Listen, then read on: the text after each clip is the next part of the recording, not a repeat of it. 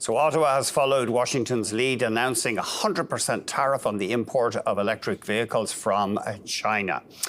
We are joined now by Flavio Volpe, president of the Automotive Parts Manufacturers Association. Flavio, thanks very much indeed. Always great to hear from you. And this is a move that you've been calling for. Yeah, thanks for having me on. And you're right. This is about 10 or 11 months of work.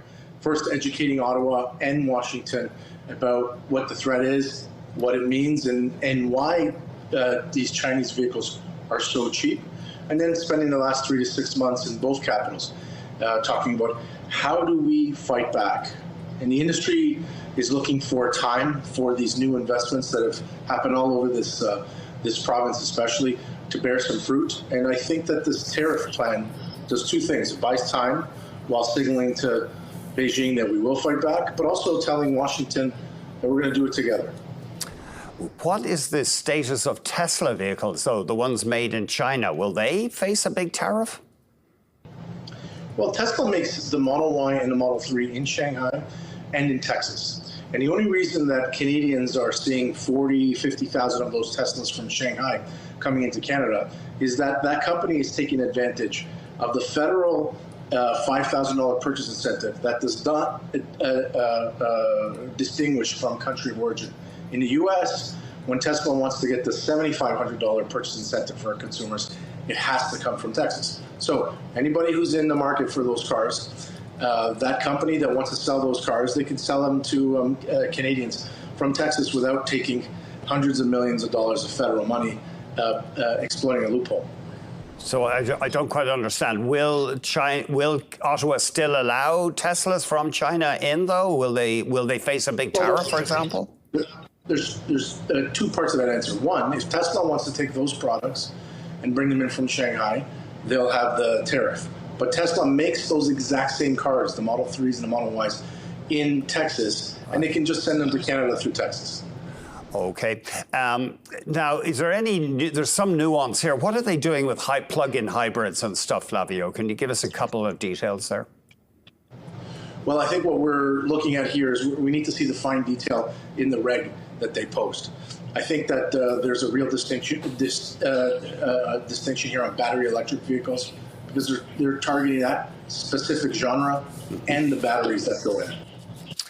Now, we heard last week from Roger Boyd, a fellow at the Balsillie School of International Affairs. He was against the tariff. He said, we really should be embracing the Chinese EV industry, encourage them to set up plants here because they're selling the cars people want. So should we be reaching out to these Chinese automakers rather than just trying to keep them out? Well, I spent the better part of the last decade reaching out to Chinese automakers and working on the idea of coming to invest here. They decided not to after we executed the extradition request for the CFO of Huawei. They responded by canceling those plans and by arresting Canadians arbitrarily. Professor Boyd, he obviously is not in the automotive industry, and I don't teach at a university, and I think I'd be very happy to help walk him through and your viewers through why the Chinese are disinterested in investing here at our cost structure and paying people $50 an hour when they can dominate the world by dumping products made in their dynamic. What about, I understand that BYD has moved to set up a plant in Mexico. What about if the Chinese EV makers put plants in Mexico? What should Canada do? Well, I think it's very interesting. They've announced it. They haven't done it yet.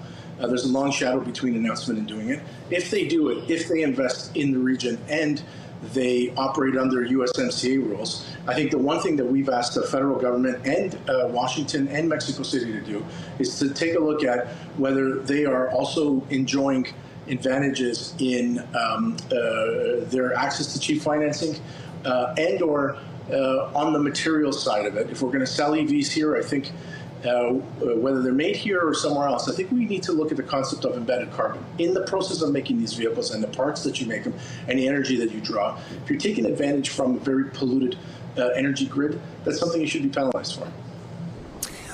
What about the Canadians, though, who would like to buy these cheap Chinese EVs? I mean, this is essentially a tax on them. They aren't going to be able to get those products. They'll have to settle for more expensive North American electric vehicles. Well, I've been hearing that argument a lot over the last years. I've pushed this. Right now, 5% of vehicles that are sold in China every year sold in Canada every year come in from China. Canadians are not buying Chinese EVs right now. You can't tax something that isn't happening yet.